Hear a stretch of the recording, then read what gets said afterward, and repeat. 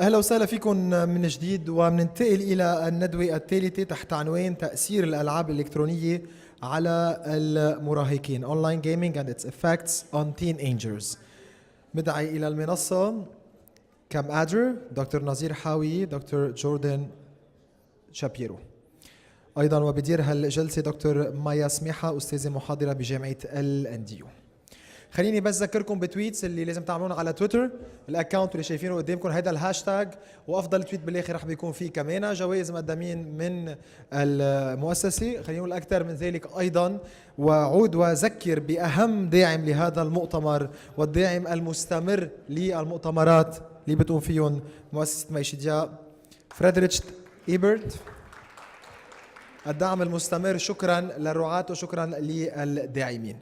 خلينا بس كرمال الوقت من هلا هيدي البانل من هلا للساعه 3 على القد، تنقدر ما يكون عندنا تاخير على انتهاء المؤتمر، فمن هلا للساعه 3 بترككم مع دكتور مايا، وبنرجع من بعدها بنستأنف اخر بانل وتوصيات والختام.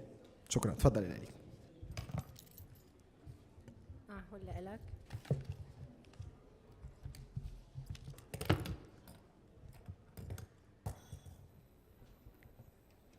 I am honored to be moderating the panel about this extremely relevant topic.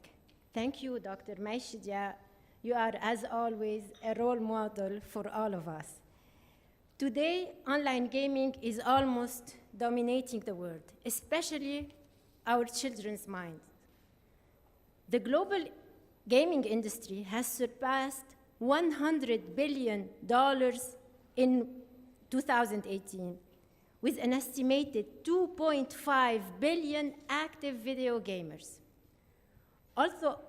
Although online gaming is great entertainment, gaming addiction is on its way to become officially recognized as a mental disorder by the WHO, by the World Health Organization and the American Association of Psychiatrists. Asking the younger audience today with us, how many of you play PUBG, Call of Duty, Overwatch? But we have more parents. Asking the parents, how many of you have children or grandchildren right now at home playing Fortnite on this Saturday? Oh, so especially it's no homework now.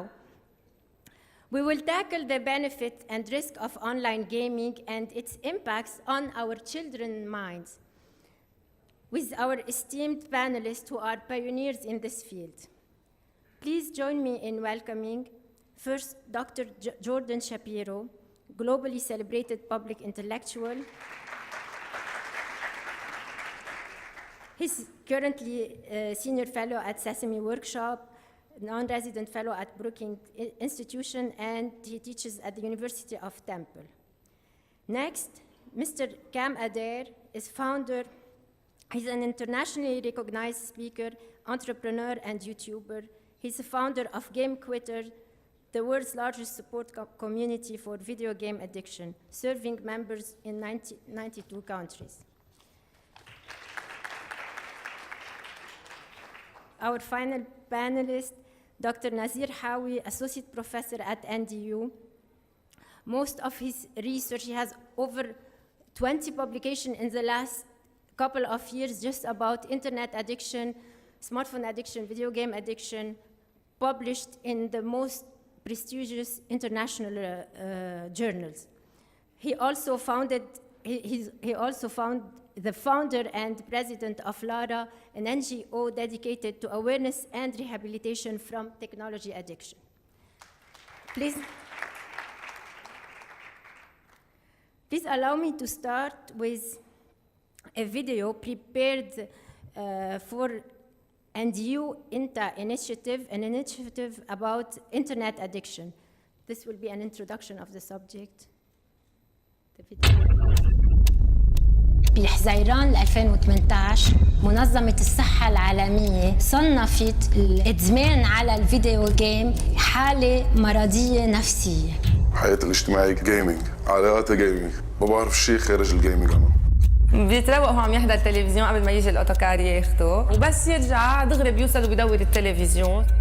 ايباد، PS4، موفيز على نتفليكس، تليفون. طالما هن قاعدين بالبيت، طالما بيستعملوا التكنولوجيا. الانتليجنسيا ستراتا بلبنان رايحة على الإضمحلال.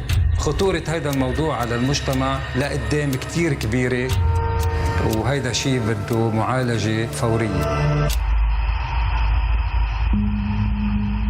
سنة 2008 حبيت أعمل بحث علمي بخصوص وسائل التكنولوجيا الحديثة وتأثيرها على الأولاد. طلبت إذن من وزارة التربية يسمحوا للبحث يفوت على المدارس الرسمية والخاصة. من 7 سنين أخذت قرار إني أرجع مع عائلتي على لبنان. تفاجأت بالتغيير القوي يلي صار بمجتمعنا. مثلا كانت الفرحة الكبيرة، يروحوا الأولاد عند تيتا وجدو، اليوم بتقولوا للولد بدنا نروح في واي فاي، لا بتجر هونيك شو بدي أعمل. يوم أولاد تحت 3 سنين ما بقى يعرفوا ياكلوا إذا ما عم يحضروا يوتيوب. فوت على الصف قبل ما تبلش الحصة بلاقي كلها تلاميذ حاطين راسهم بالسيلولار، ما حدا عم يحكي مع التاني. لكل هالأسباب حسيت إنه لازم بلش حول أبحاثي لتصير عن هذا الموضوع. سنة 2012 قدرت انشر أول بحث علمي بلبنان والعالم العربي. شفت حجم المشكلة بلبنان، وهون كان اللقاء مع الدكتورة مايا سماح روبرت اللي أظهرت اهتمامها بالموضوع. بسنة 2013 بلشنا أول دراسة فتنا فيها على 13,000 بيت بجميع المناطق اللبنانية للفئة العمرية بين 7 و11 سنة، وتبيننا 91% من الأولاد عم بيقضوا أكثر من الوقت موصى عليه من المؤسسات العالمية يلي هو أكثر من 2 ساعة. إذا أنا فليت هن قاعدين على التكنولوجيا، يعني ما عندهم غير تسلية بيتسلوا فيها عن جد مزبوط هن لوحدهم. 40% من الأهل عم يستعملوا الشاشة كحضانة للأطفال. أنا بالنسبة لإلي اتس تول تتهين لي حياتي. التكنولوجيا والسمارت فون والفيديو جيم صار المحور الأساسي بتربية الأهل للأولاد. هيدي الظاهرة عطيناها مصطلح اسمه ديسيبلين، واليوم بالعالم عم يستعملوا لهذا المصطلح. إذا الواحد بيتركهم على راحتهم أكيد بيجيبوا معهم الآيباد وأكيد بياكلوا بالقوة. ممنوع التكنولوجيا على الطاولة، اضطرينا نعملها قانون. اكتشفنا مبدأ الطفل المدمن، هيدا شيء ما كنا عم نسمع فيه بمجتمعنا. اكتشفنا مبدأ تاني اسمه الأم فاكتور، من خلاله شفنا إنه احتمال تفوق الأولاد بالمدارس والجامعات صار عم يضمحل. يعني احتمال إنه ذكر بيستعمل التكنولوجيا هو عم بيدرس، بنسميها مالتي تاسكينج، يتفوق على الآخرين من نفس الفئة العمرية بتقل 19 مرة، حظوظه بتقل 19 مرة. أما بفئة الإناث بتقل حظوظهم 8 مرات.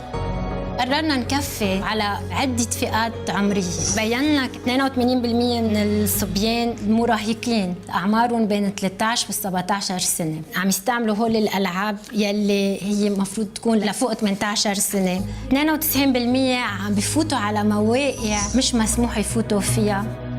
المراهقين اليوم عم بيقضوا 4 ساعات ل 14 ساعة بالنهار على فيديو جيمز. في أولاد تبين معنا عم بيفيقوا بالليل ليكملوا لعب ليحافظوا على المستويات اللي وصلوا لها خلال النهار.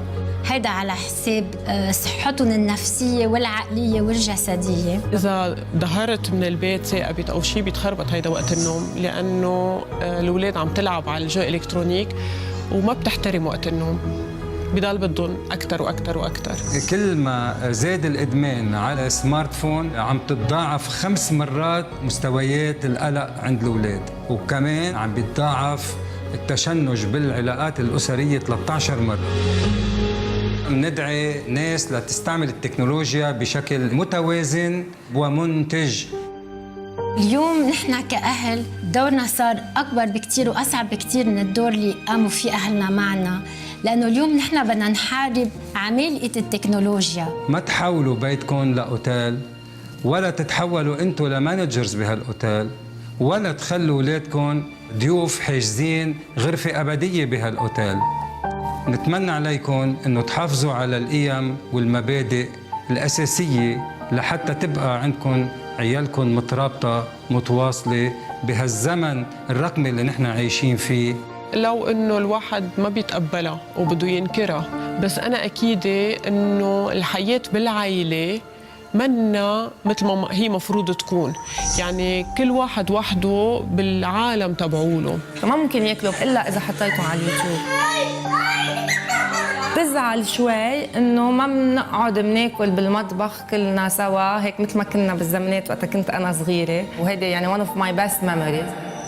بشوف حدا، بشوف اهلي انه بيفكروا عم بلعب قمار بعتقد او عم بتعاطوا. انا بلشت العب فيديو جيمز كان عمري صوب ب6-7 سنين. احلى شيء عملته بحياتي على الجيمنج، كل مصروف على الجيمنج. انا حياتي الاجتماعيه جيمنج، علاقاتي جيمنج، ما بعرف شيء خارج الجيمنج. انا اصحاب عندي من ورا الجيمنج للصراحه فينا نلعب سوا. انا بروجرامي من الصبح للصراحه بجرب ما في نام للساعه 11 لانه الجيمنج لاونجز بلبنان بيفتحوا الساعه 12. من الساعه 12 للساعه 6 وجه الضوء بكون بالجيمنج لاونج، والساعه 6 برجع على البيت بدور البي اس وبلعب لحديت ما اخفى. انا صرت ب5 سنين بالجامعه، ناجح كورس واحد بال5 سنين، عايد 15 كورس. كثير صعبه غير حياتي، ما في كثير بحبها، كثير بحبها من قلبي. ما في غير، ما في يتغير. لا ما في يتغير. لا ولا لا.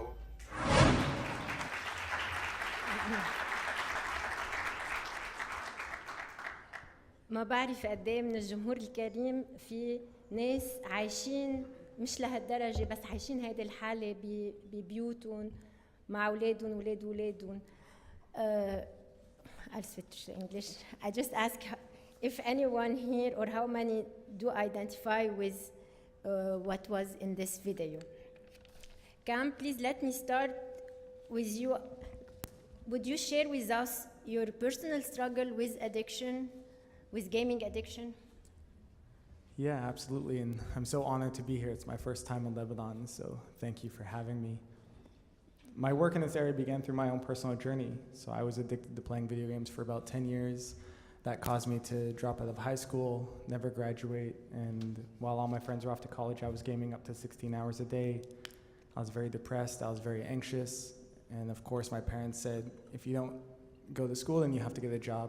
And so I started to pretend to have jobs and deceive my family. And as much as gaming allowed me to escape, it didn't actually fix anything. And so I got to a point where I wrote a suicide note, and that was the night where I realized I needed to make a change. And that change for me began by quitting gaming. Eventually, I ended up relapsing after 2 years. And it was during that relapse where I went from not gaming for 2 years to gaming 16 hours a day for 5 months straight that I stepped back and really thought, what is it about these games that I'm so drawn to? Why am I playing them so much? And how do I go from not gaming for 2 years to gaming 16 hours a day, literally overnight? And I just realized that I was gaming for specific reasons to fulfill different emotional needs I had, and that really helped me be able to move forward. And today, the community I run helps about 50,000 people a month in 94 countries around the world who are all coming forward themselves saying, I too struggle with gaming and I want help and I want to move forward. And it's just been really profound for me to see all these young people coming forward asking for help. And just for this conversation, I think it's really important that we understand that for some people, they play and they may struggle like myself. And for others, the vast majority of people who play, they're completely fine. And I'm just a big believer in if people are coming forward and they need help, then we should respond by saying, how can we help? And for everyone else, we should allow them to game in peace.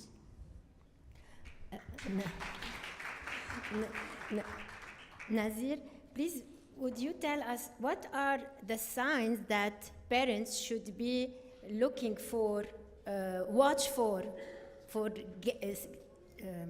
signs of gaming addiction? Okay, first, please allow me to thank Her Excellency Dr. May Shidia for giving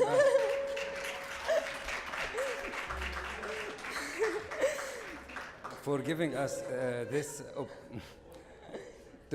this opportunity to disseminate knowledge to everyone regarding online gaming, and thank you.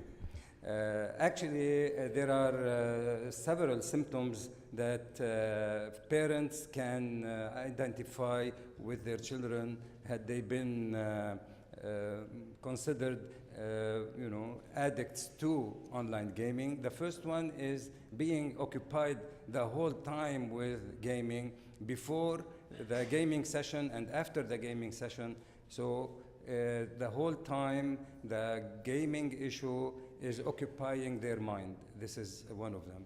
And the other one is that with time they start building tolerance in order to gain the same quantity, if you want, of excitement.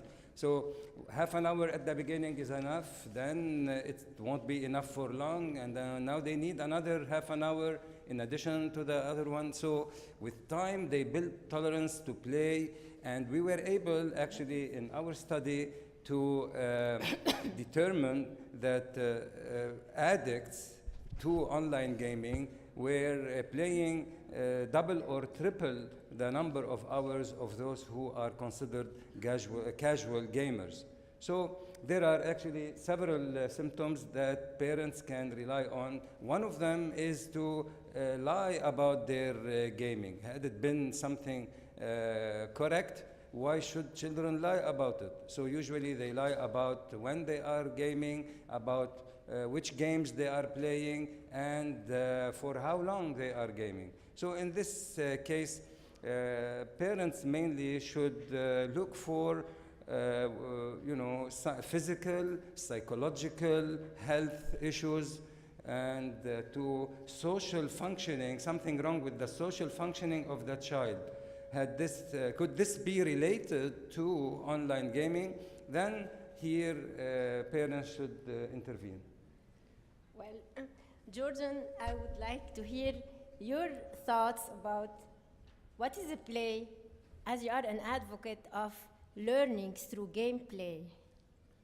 Yeah, well, first, I also want to thank you for the invitation and thank all of you for being so welcoming. On that, we all agree. And when I watch this video, I can feel so deeply the struggle that so many people are going through, and there are certainly a ton of people.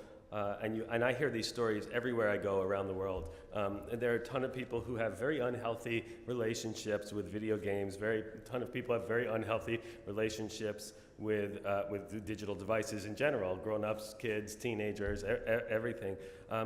But I, from my perspective, I tend to want to separate that from whether or not that's because of the games or not, right? We have very unhealthy relationships with many things. I know people have unhealthy relationships with food. I know people have unhealthy relationships with sex and with love and with religion and with money and with work. Unhealthy relationships people tend to do, and we really need to work as a society to figure out how do we manage those unhealthy relationships, but also how do we raise our children in such a way that they don't develop those unhealthy relationships to begin with. And so what really excites me is that I think there's an enormous potential in games, right? All morning I've been listening to all the fantastic panels, and we talked about how the way the world is connected is changing the world order. We talked about digital economy. We did all this stuff that's all about the new kinds of connections and technologies that are shaping our world. And here we have this thing that's shaping our kids' worlds. We really need to think about it and not just think of it as good or bad. Now, what we know in child development is that the best way to learn almost all of the social skills, all of the emotional skills, all of the executive function, all of the self-regulation skills, so many of the things that we now know are what create academic success, professional success. Those things are best developed through play, right? So when you think about little kids, very little kids playing just a normal game of ball, for example, there are certain rules. They learn how to interact. They learn how to follow those rules. They learn how to interact with each other. Sometimes they get in fights. If you and I get in a fight playing ball, I learned very quickly how to mediate that fight as a little kid, and that's very important for social interaction. So I think the first big benefit of gaming, if we can figure out how to get it healthily integrated into our kids' lives, is that they'll learn how to socialize in a digital connected world way better than most of us adults are doing. I mean, we're not very good at it as adults yet, right? So I would hope that kids grow up to be better with their devices than I am, right? But that means they're gonna have to do that through play, and they're certainly gonna have to do it through parents telling them, dinner time is not the time to watch YouTube, right? They have to learn that. It's not, if I were sitting here looking at YouTube right now while we were talking, you'd all think I was crazy, right? So we need to teach that to our kids very, very young in order to get rid of the kinds of unhealthy relationships that both of these speakers are talking about.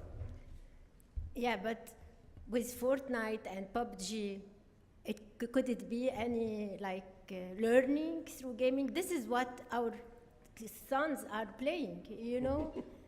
Cam, you have something? I think there's a distinct difference now between what games have been and what games are today. And you know, for some people in here, you may be familiar with games like Pong and Tetris and the classics. You know, I'm 30 and the games I played growing up were Counter-Strike and World of Warcraft, and those games, even before that, you know, they had a very clear start and end. And now games are very different. The gambling and gaming industries are intersecting very quickly. Revenue models for games have completely changed in the last 10 to 15 years, where now there's a lot of initiatives to see how can we get people to spend as much money within games as possible. Games are no longer a $50 purchase one time.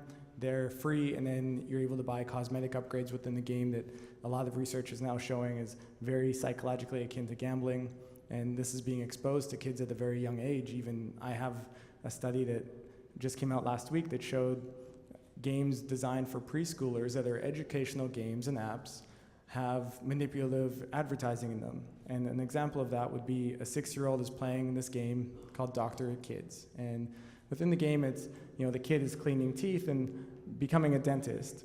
And then a pop-up comes up and it says, "Hello, 6-year-old, would you like to buy the new game for $1.99 or buy the bundle for $3.99? And you know, of course, on the pop-up, there's an X, a red X that you can press that I think we're all very familiar in here with how impossible that is. But if you manage to press that X, the character on the screen begins to cry.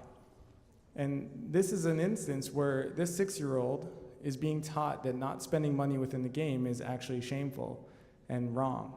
And that's very different than just playing a game of Tetris or playing a game of Pong. And I think that when we're talking about this conversation, we have to distinguish between, yes, some games are fun and they're play, and that's fantastic. And business models have changed a lot. And there's a lot of gambling-like game design coming into these games to maximize profits. And that's not necessarily healthy for our kids. We know that earlier you're exposed to gambling, the more likely you are to be a problem gambler when you're older. So I think these are some of the alarming trends that we have to pay attention to and understand that games have changed.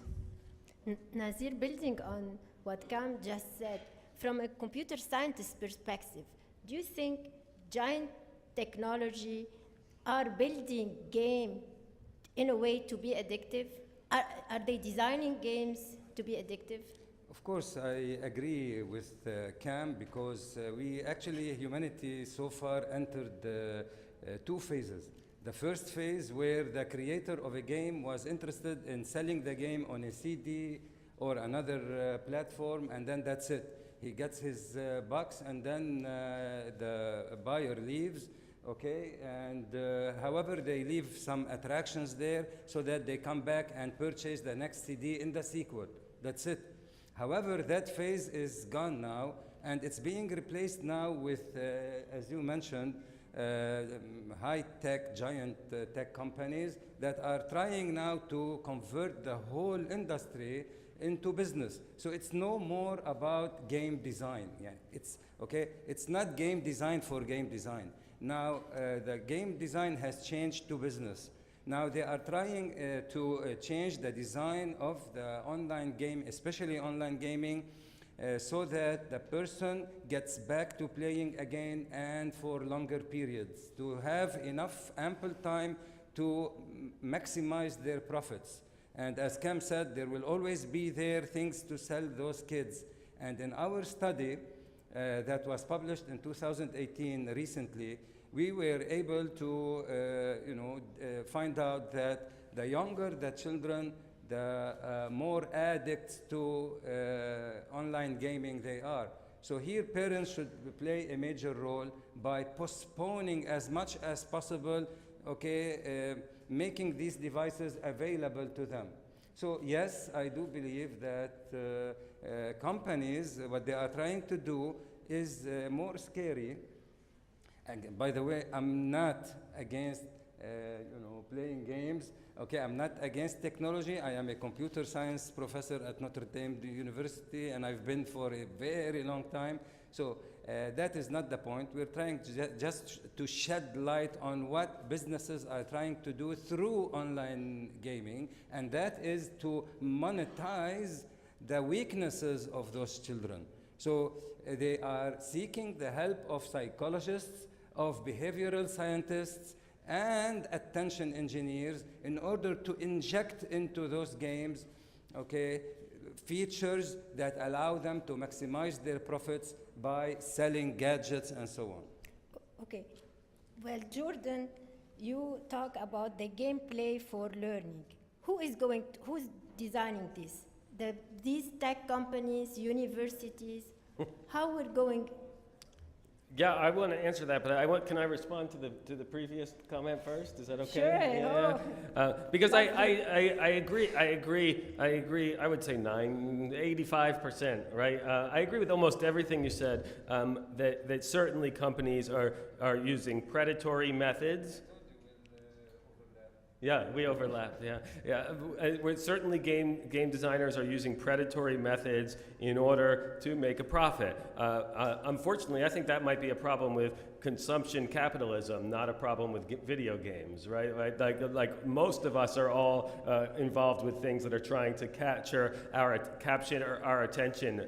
All those billboards you see are doing the exact same thing. So the only part I disagree with you, because I think these are problematic and I think they're predatory, where I disagree with you is our job as parents might be to introduce our kids earlier so that we teach them how to better manage a world of commerce that's trying to constantly manipulate you into feeling high status, low status, right? When you describe this picture of crying, I think, well, most of the commercials that my kids, that adults see are saying, if you don't have the right phone, you should feel shame, right? If you don't have the right clothes, you should feel shame. I think that's a tragedy that's how humanity is right now. But we as parents need to teach our kids how to manage that, not go, well, why don't we pretend that's not the world until they're a certain age, and then we'll wonder why they don't know how to do it anymore.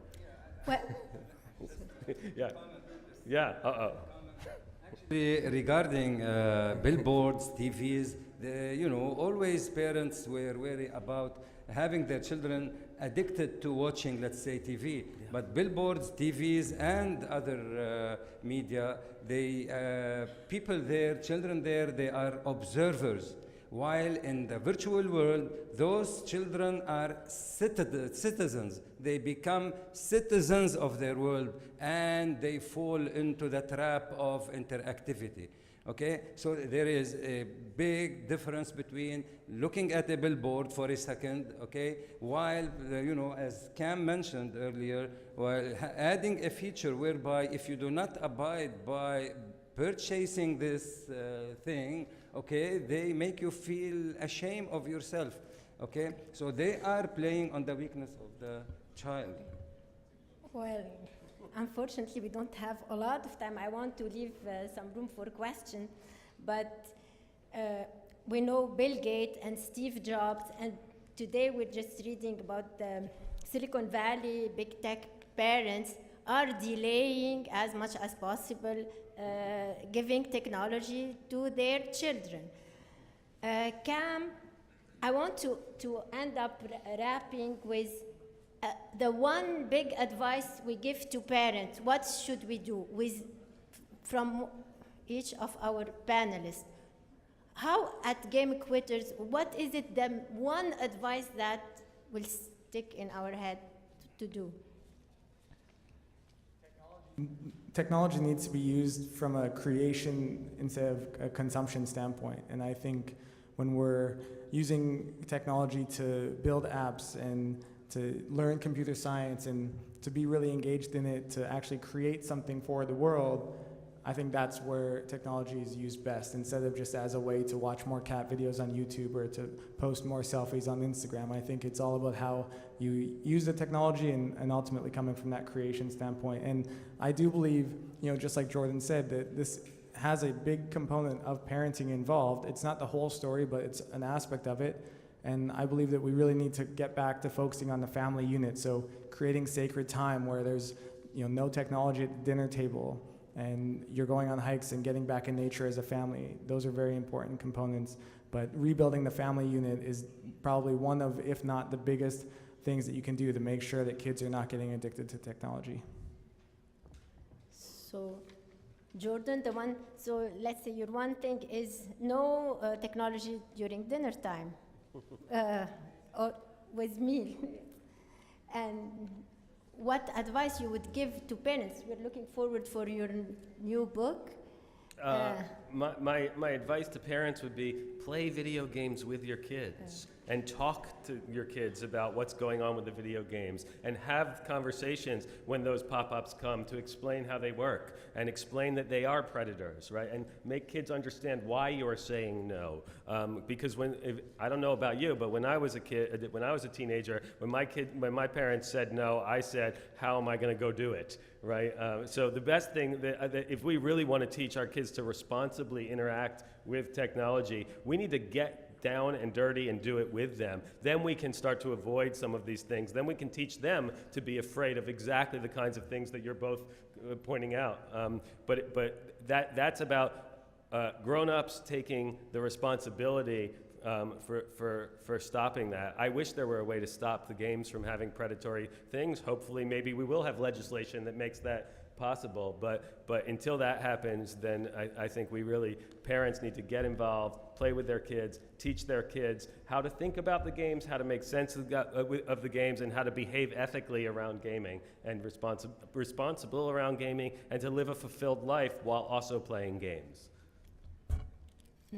Nazir, you have one advice, parenting, because obviously our role as parents did grow a lot, like we have to do a lot more for our kids. Yeah, actually I do agree here with Jordan that parents should actually educate themselves about online gaming and video games in general. So they need to educate themselves about, they can't avoid it. However, to play with them is a major issue, because I've been observing several fathers playing with their sons video gaming, leaving the job over the mother to become even harder to stop the whole family from playing. So I don't know, I mean, I won't give this anyway. So it's a total, sorry for this. Anyway, this is it. So parents first should educate themselves really about online gaming, video gaming, and they need to set rules at home, okay? Very clear rules, such as, let's say, no more than 2 hours of, let's say, at that certain age. Plus, they need the consistency, so they need to enforce those rules. It's not up to the child to decide what should happen at home or not, okay? If you give the device to your child the whole time, it's as if you have a closet of alcohol at home, allowing the child to drink from that closet of alcohol as much as they want, okay, whatever type of alcohol you have available there and at any time. I mean, the device gives total freedom to the child, and I don't think at this age, especially, we are accustomed now in Lebanon, it's becoming trendy to give the device as a gift to the child at age 7. I don't know if you agree with me or not. So at age 7, the parents, because they love their child, okay, so they give them the device at year 7, at age 7, and this is not appropriate. Here, I agree with Jordan that parents, before they do this, they need to educate themselves, because they are today falling into a transitionary period. They weren't trained to deal with this issue, okay? But now it's the time, because they need to train themselves so that now they train their children. We are living in a different living in a digital age, completely different than the previous one. So we need to put that effort. Okay, I have to open for questions because we only have 10 minutes left. Any questions from the audience? Okay. Lots of questions. Yeah.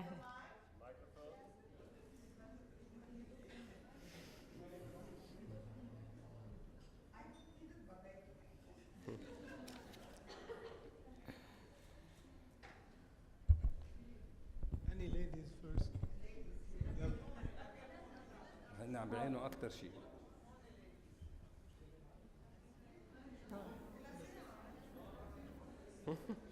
لا I'm a psychoeducator, and when we talk about intelligence and how to increase it, we always say that children should learn through their senses and not only visually. Okay? So, to build a perception of the concepts, they should manipulate things and not only play with. Play is supposed to be done through toys first.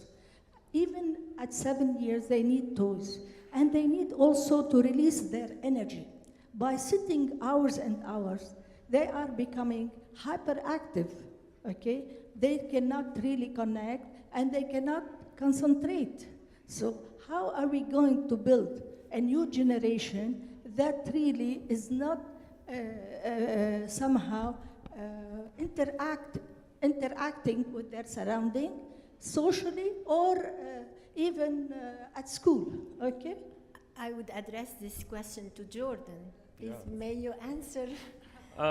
It's a really long answer, but I'll try to do it as quickly as I can. Yes, absolutely. I agree with many of the things that you've said.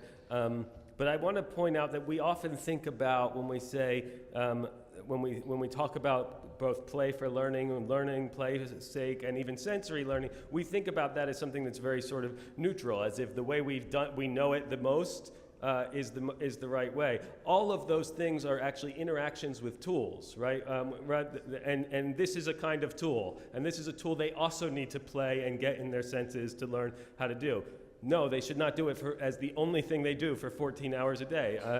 My rule with my own children has always been, actually, I don't put a limit on how many hours they can play. Instead, I put a requirement on all the other things they must do. Like, you must spend some time outside. You must spend some time talking to friends. You must spend some time reading books. It's kind of impossible to play all day and then also do all the other things you have to. So I do it sort of without making it so negative. But they also need the time to learn how to interact in a connected digital space. All of these things are important, especially as we move into a world. Because again, if you think about all the panels we've heard all day so far, the way we're going to address all of those problems is by raising a generation of kids who are better equipped to behave ethically in a connected world than we are. Because we're not not doing it that well. So how do we prepare kids that are able to do it? That means they need a lot of practice and a lot of mentorship in order to live that ethical life and to present it. Who's going to come up with these legislative solutions? It's going to be the next generation who really understands it well enough. They're not going to understand it if they don't have time to play in it. But yes, I agree, not just play in it, play other ways too.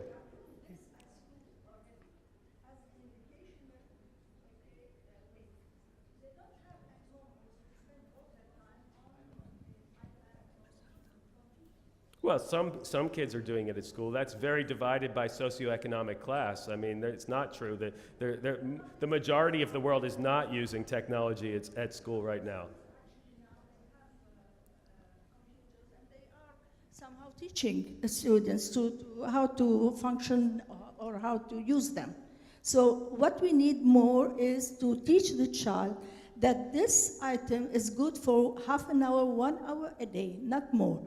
And the rest of the time he has to socialize, go outside, see people, see friends, and live with his family. I think you and I are in complete agreement that grown-ups need to decide what we think is the appropriate way to do it and to teach kids how to do it. I don't know if you and I agree on the exact times, but we certainly agree that grown-ups need to be creating a healthy relationship for kids around this. Yeah. Okay. Sorry. أنا حابة I'm just going to speak in Arabic and in English as well because this is a suggestion مقترح من ينطلق من ميشديا conference. It's an initiative to be announced through this great conference is to liaise between the study that you did, which is you as an NDU, and you're saying it's idman. You're saying this is addiction. So this is a very serious word. And to liaise with the Ministry of Education and the Ministry of Media and Communication and see how can you educate the gaming, the digital, all this in the schools. Because if we're gonna keep on saying, okay, this is the study that we did, and this is the complaint, the parents cannot do it by themselves, and the kids cannot do it by themselves. There should be somewhere انطلاقة from somewhere to start to kick it off, and for you, since you have initiating this, and to be منبر من هالمؤتمر, to be as مقترح, ينفذ, and to work on it with the Ministry of Education, because this has to be taught in the schools to educate the kids. Because if I'm a mother, I will keep on telling, I'm gonna fight with my son, only 1 hour, 2 hours, and I'm like a police in the house. I am literally a police in the house.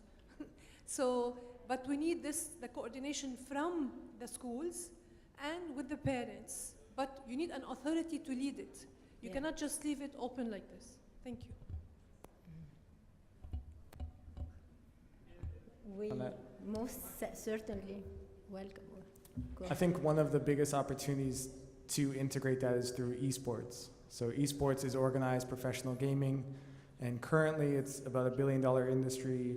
It's more professional people making money doing that, but in Australia and the US right now, by next year, there will be organized leagues across high school and college level. And very soon, within 24 to 36 months, this will be worldwide. Sorry, may you explain to the audience what are esports? So it's like playing football, where you have organized teams, high school, through schools or through different organizations, through the college, where people are able to get scholarships to go to college for the sport, which in this case is playing video games. So it's organized, different games have different rules.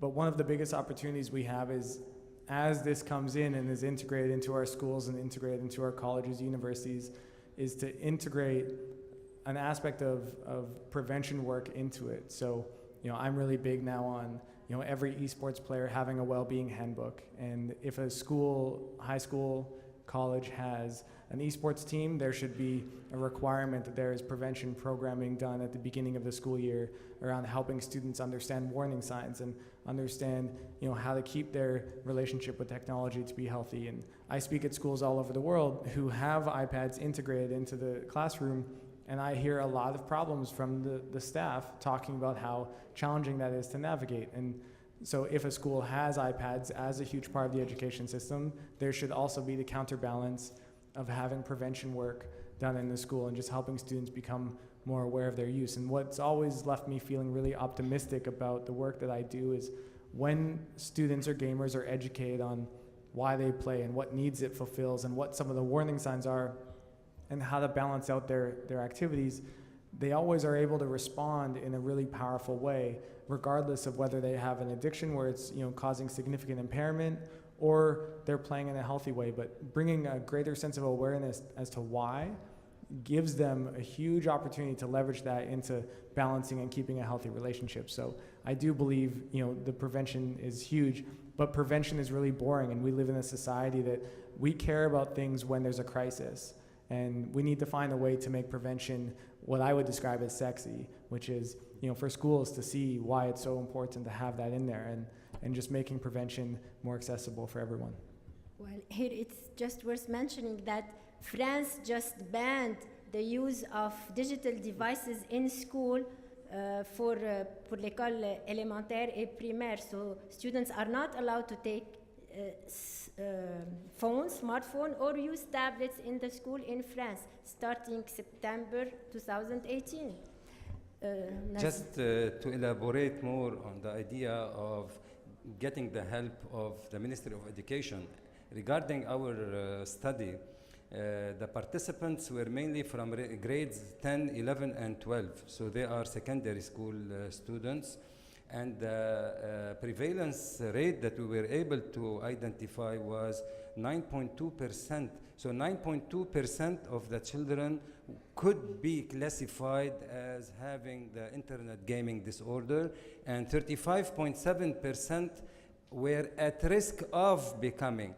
So those numbers had generalization been warranted here, taking into consideration that there are about 132,000 secondary school students in Lebanon. Imagine that there are a group of about 12,000 children that need help, okay, and about 47,000 that are ready to become addict. So I'm not saying that this, let's say, the research that should be, that we all should base our thinking about it, but there should be more, okay? But yes, it's kind of an alarm, raising the alarm. Okay, and we will follow with MCF on this. I promise you. And yeah, I'm answering the lady. Okay, who's next? Philippe, you had a question? Oh, okay. Oh, okay, sorry. Hi. It's me or?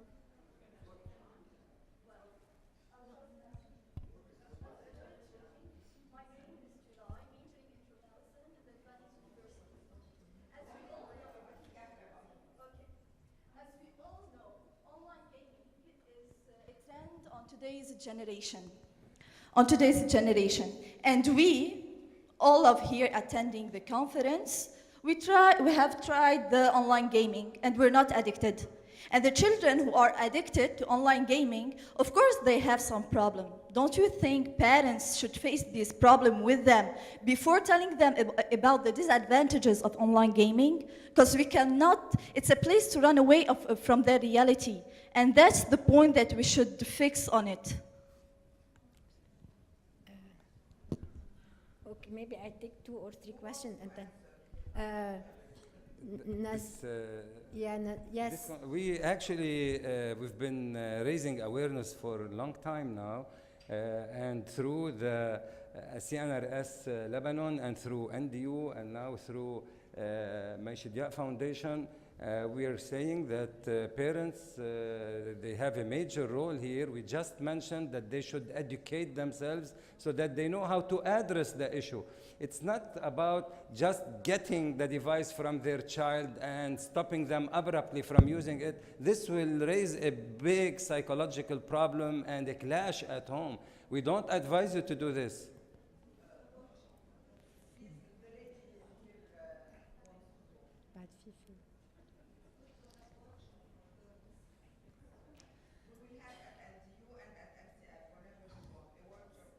Good afternoon. And with Lara. Good afternoon. Maybe I will talk a little. Okay, maybe I will talk a little bit in English and in Arabic. I want to explain something. I have a child, age 14. So you are talking about children from 12 and above, but the problem starts, I think, on 12 years old to become more dangerous. Okay, after this, and I think games and all media, Insta or WhatsApp or whatever, start to become a stage in the rules of the life of the adolescents. Regardless of parents' behavior.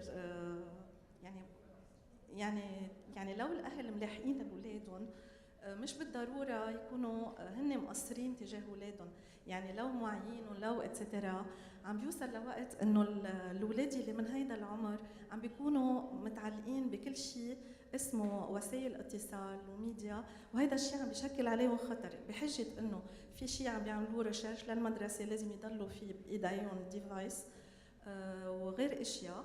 اوكي، هذا الشيء بتصور عم بيعانوا منه كثير ناس، وهالشيء كمان عم بيخليهم انه بين الجيم ادكتيف وبين غير اشياء يوصلوا يمكن لمطارح عم بيأذوا حالهم او حتى No. Okay. I will just sum it up quickly for them. لأنه بقدر أعبر أكثر بالعربي. بعمر اللي فوق يعني من 12 سنة بفتكر وال 14 عم برجع بعيد الفكرة بسرعة، عم بيكون في خطر أكثر لأن الأولاد عم بيكونوا متمكنين من هيدا. يعني أولادي أنا ما كانوا قبل أدكتيف، وعندي هالعمر اللي 14 سنة صارت كتير أدكتيف وعم تتعامل بطريقة إنه أول شيء ببروجيات مدرسة وإتسترا، بعدين عم بيصير في خطر على الموضوع. يعني بين الاتصال بين الأولاد بين بعضهم بالمدارس على أساس درس، بيرجعوا بيفوتوا بيعملوا ريسيرش، بيفوتوا على جيم، بيشتركوا سوا عم بتصير القصة عم بتطول وتطول وتاخد من وقتهم ومن صحتهم على حساب أكلهم على حساب أدويتهم على حساب كل شيء، وعم بيتراجعوا يعني وقت اللي بيكونوا موين 18 أو 17 عم بيصيروا ما بعرف قديش، يمكن لل11 للأقل أو أقل، أو ما عم بيدرسوا أو ما عم بيروحوا على المدرسة. هيدا الشيء بفتكر مش لوحدي عم بعاني منه، في كتير ناس يعني عم بحكي باسمهم. وبقترح دكتور نزير ما بعرف شو عندك توصيات او ينشغل على هالموضوع بامرجنسي بالنسبه لوزاره ما بعرف اي وزاره رح تهتم بهذا الموضوع. Okay, thank you. Thank you. طولت. I can identify with you. I have a 14 years old son. I'm sure now, my husband told me he's playing Fortnite. Like, I'm not home, so I know today all day he's playing Fortnite.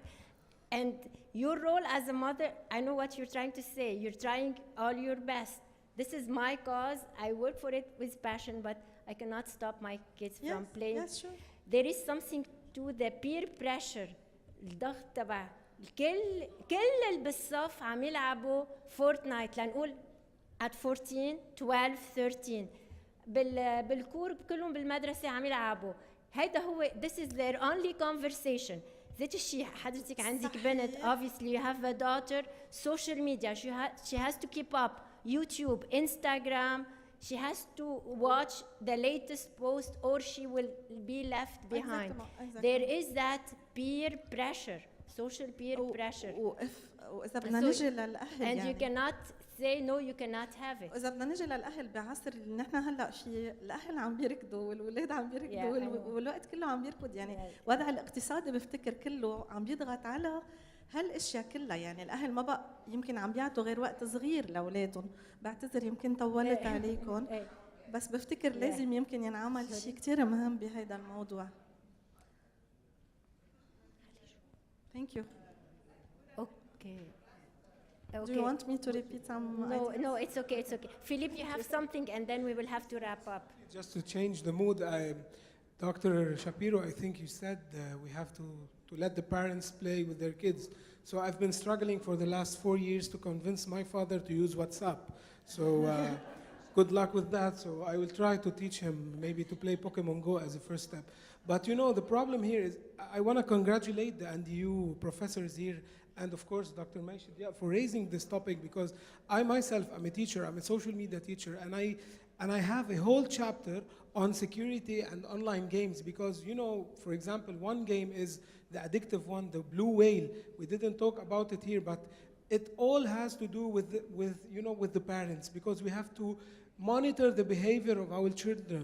I think the problem here is we cannot blame the parents because they belong to a different generation. I've been myself giving awareness campaigns in churches in Lebanon, telling people you have to monitor your children, and they say they play games on us, so we don't know what's in their phones, and this is a major problem. Not only online games, but also, applications like, WhatsApp, encrypted messaging, and ISIS managed to recruit people using these stuff. So I think awareness is key in this topic. I don't know if you agree on this. Yes. Hi, I just have a small suggestion. Being a young adult, so I'm 22 now, I have found a solution for that issue. So I am also at risk. We are all at risk to being addicted to social media and to our phones. But my solution is maybe go to the gym, do an activity for 14-year-olds. Maybe they can join the Scout, maybe they can do boxing, anything that could put their mind off and release energy. We should focus on sports and going out more. Alternative activities. Maybe you should go with her and have a walk. Okay. I don't know, so it's just a suggestion. Come here, what you would say to parents. We need to wrap up, and with Jordan,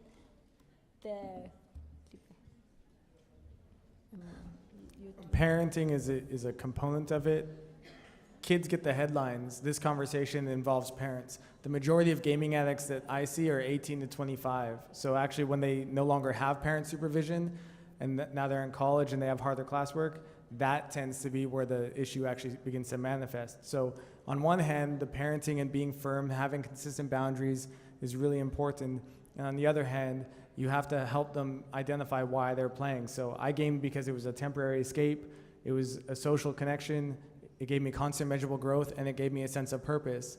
There's a lot of research now that shows that we actually begin to identify with our online gaming characters and our gaming history. And so it's also an identity.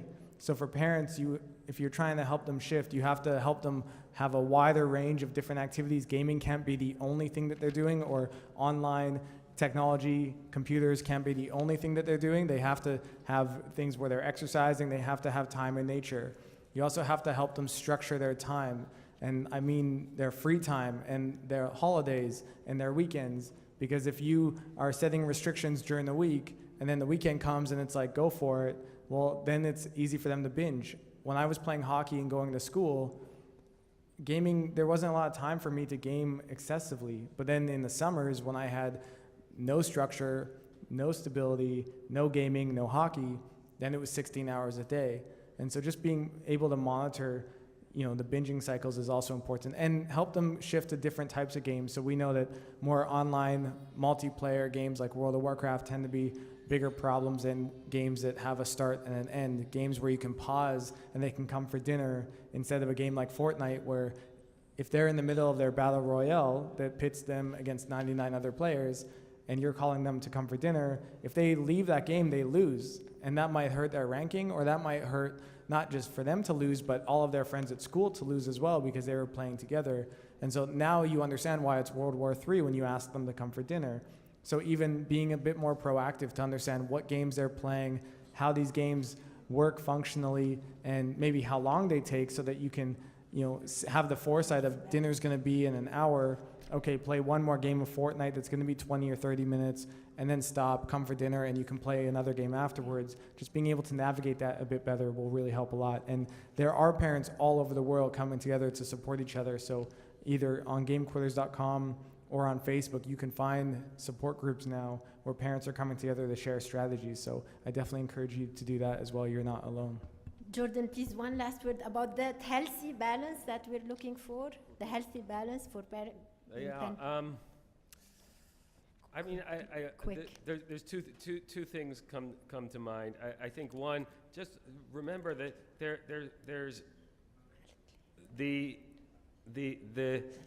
single-minded focus of a 14-year-old is pretty normal, and it existed long before there were games, right? They were single-minded and they had peer pressure about things. I didn't even have games, and we only talked about the things that involved peer pressure when I was 14 also. So this is a different world, yes, and I agree with you, sir, that it's a very scary world, because I think the tech industry in some ways has convinced everyone that we have no agency, that we're not able to make that decision, that it's in charge. And I think we really need to learn about it as adults, and this won't be comforting to you, but I think it needs to start really early, because I think we need to start teaching our kids those lessons, right? My kids have been gaming for a very long time. This is one place where I'll disagree with Cam. They don't get the, hey, wait until the game is over to come to dinner. I don't care if you die in Fortnite. That's not real death, right? But they learned that when they were 4 and 5 and 6. So now that they're 14, it's not World War II, because those boundaries have been set. If I could imagine if I hadn't set them, it would be World War II right now. Certainly. So that's I think we really need to think about how we're going to integrate this. It's not going anywhere. So we need to think about how to integrate it responsibly into our family rituals, into our family lives, and how to do it in ways where we don't get these unhealthy relationships. Thank you, Jordan. I hope this panel will give us all time to reflect on how we can save our children and their mind in this digital world. Thank you so much.